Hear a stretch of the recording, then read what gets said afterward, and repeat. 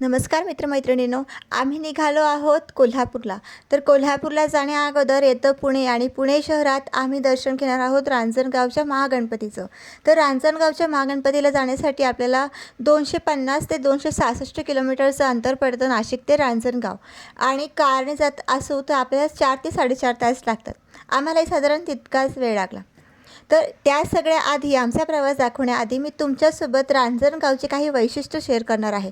त्याचं पौराणिक कथा प्लस आपण रांजणगावच्या गावाला रांजणगाव का म्हणतो, त्याचं जुनं नाव काय होतं खरं, आणि जे महागणपती आहेत त्या गणपतीचं काय वैशिष्ट्य आहे, ते तिथे का स्थापित झाले आहे, त्याची पौराणिक कथा आहे काय आहे, आणि एक असं रहस्य आहे ते सुद्धा मी उलगडणार आहे. एक अशी मूर्ती आहे जी गुप्त ठेवलेली आहे महागणपतीची, ती काय आहे हे सगळं बघण्यासाठी तुम्हाला हा व्हिडिओ पूर्ण बघावा लागेल.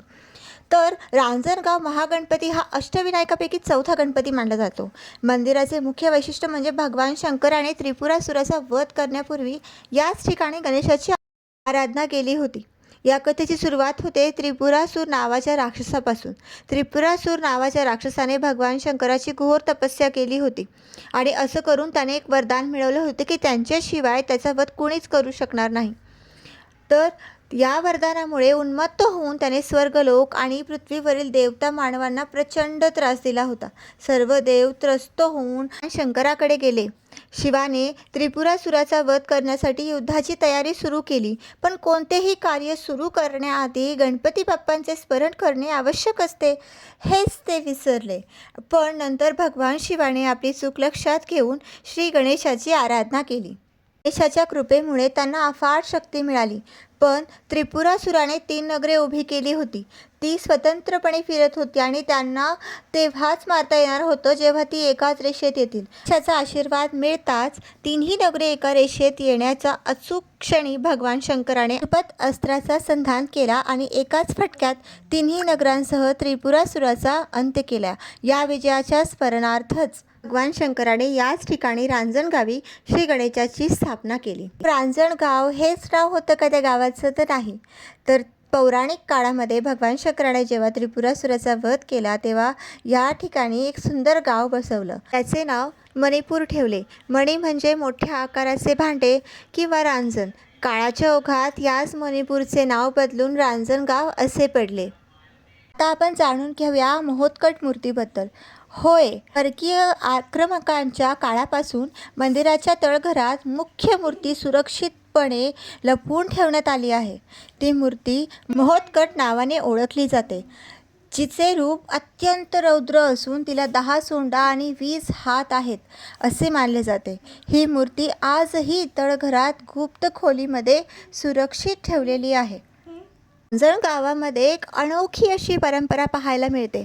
महागणपतीच्या 4ही दिशांनी असलेल्या 4 बहिणींचे गाव ते निमगाव, म्हाळुंगी, कडेगाव, ढोकळसांगवी मानले जाते. भाद्रपद उत्सवात या 4ही गावातून भाविक अनवाणी पालखी सोहळ्यासाठी येतात.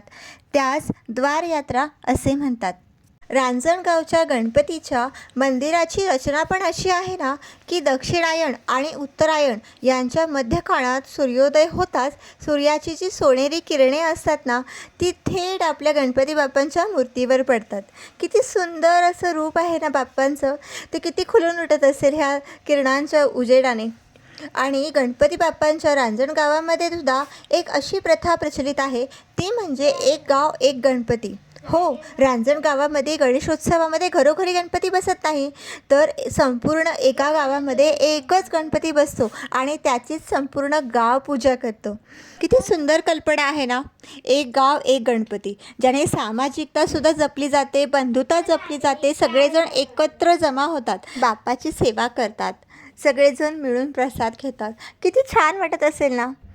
असं जर सगळीकडे झालं तर हे विविधताच नष्ट होईल आणि एकता परत एकदा निर्माण होईल.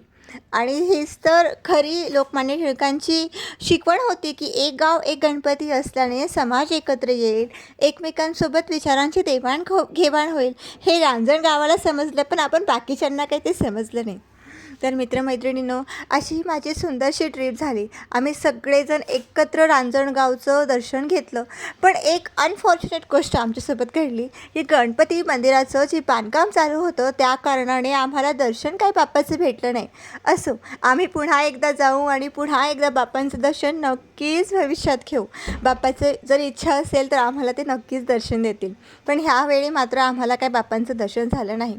मी जी तुम्हाला कथा सांगितली, ज्या काही गोष्टी सांगितल्या, त्या जर नक्कीच तुम्हाला आवडल्या असतील, पटल्या असतील तर मला नक्कीच कमेंट करून सांगा. कारण बाप्पांबद्दल काही सांगण्यामध्ये तेवढाच मला आनंद मिळाला जितका तुम्हाला ऐकण्यात मिळाला असेल.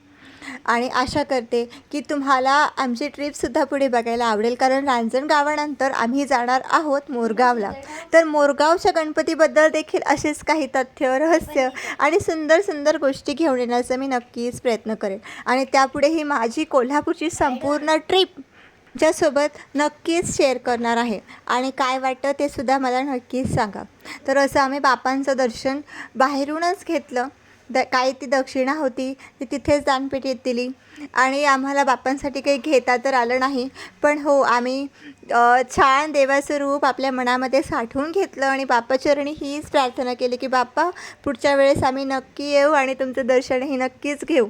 पण त्यावेळेस तुमचा जे दरवाजा आहे तो आमच्यासाठी उघडा नक्कीच ठेवा. तर आम्हाला पण छान वाटलं. पण मंदिराचा परिसर बघून आणि देवाचं रूप बघून खरंच मन भरून आलं. आमच्या गाडीसाठी आम्ही महागणपतीची एक छोटीशी मूर्ती घेतली. आधी एक मूर्ती होती, पण गणपतीची मूर्ती इथून घेण्यामध्ये एक वेगळाच आनंद असतो नाही, कारण ह्या स्थानाला महत्त्व आहे. थोडीफार मुलांची शॉपिंग झाली. मुलांनी गॉगल्स वगैरे घेतले, काही खेळण्या घेतल्या. फार काही शॉपिंग आम्ही करत नाही, कारण म्हणतात की अशा ठिकाणी सगळ्या वस्तू खूप महाग भेटतात. म्हणून आम्ही काही जास्त घेतलं नाही. थोडेफार मुलींसाठी गॉगल्स घेतले, टोप्या घेतल्या, बस. आणि गणपती बाप्पांची मूर्ती जी आहे ती लगोलग आम्ही गाडीला लावली आणि बाप्पांचा आशीर्वादसुद्धा आम्ही घेतला. तर ही ट्रिप आमची कशी वाटली तीही नक्कीच मला सांगा. आणि आम्ही पुढच्या प्रवासासाठी निघालो, तो म्हणजे आहे आपले पुढचे बाप्पा, ते आहेत मोरगावचे गणपती बाप्पा. सो पुढच्या व्हिडिओमध्ये भेटूया. Till then bye and take care all of you.